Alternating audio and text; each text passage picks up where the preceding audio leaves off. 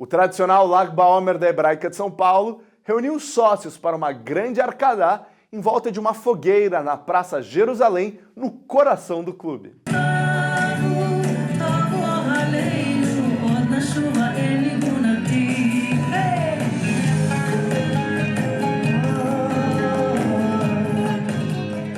Foi na Praça Jerusalém, o coração da Hebraica de São Paulo, que o tradicional Lag BaOmer trouxe os sócios e amigos para uma celebração única, onde a chama da tradição, junto com a grande fogueira, aqueceu os corações que mergulharam na tradição milenar do Lag BaOmer, unindo a comunidade em um momento de alegria e conexão com as suas raízes. É uma festa super tradicional nossa aqui, né?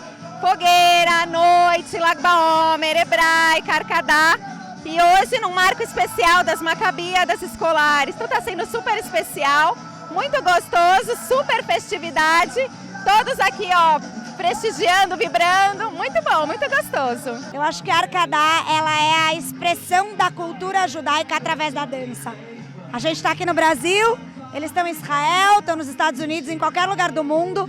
A gente dança a mesma dança, de mãos dadas, para a gente manter a nossa cultura acesa sempre. Ver tantos jovens juntos, ao redor da fogueira, quando mais a gente precisa mostrar força, mostrar que a gente vai continuar dançando. Esse Lag BaOmer está muito especial.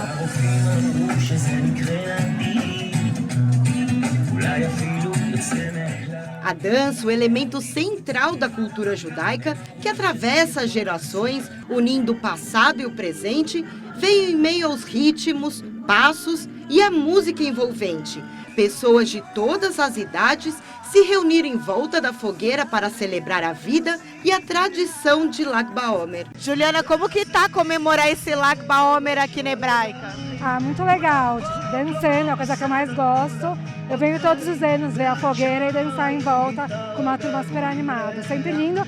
Esse ano é mais especial porque tá cheio de jovens das Macabeiras Escolares, o clube tá lindo. E hoje eu tá tendo dança na Hebraica, fogueira, várias coisas diferentes.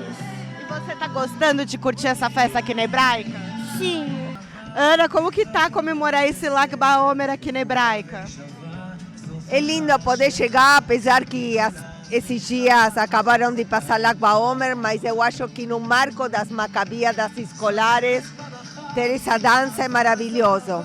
Acabei de chegar de Israel, entre a tristeza e as incertezas sempre fica também a alegria de poder seguir para frente sempre. Vamos com Israel, como se diz agora, Beyachad Nenatzeach, juntos venceremos. Faz parte de toda a cultura judaica, tem tudo a ver com a gente. É uma das festas mais alegres que tem.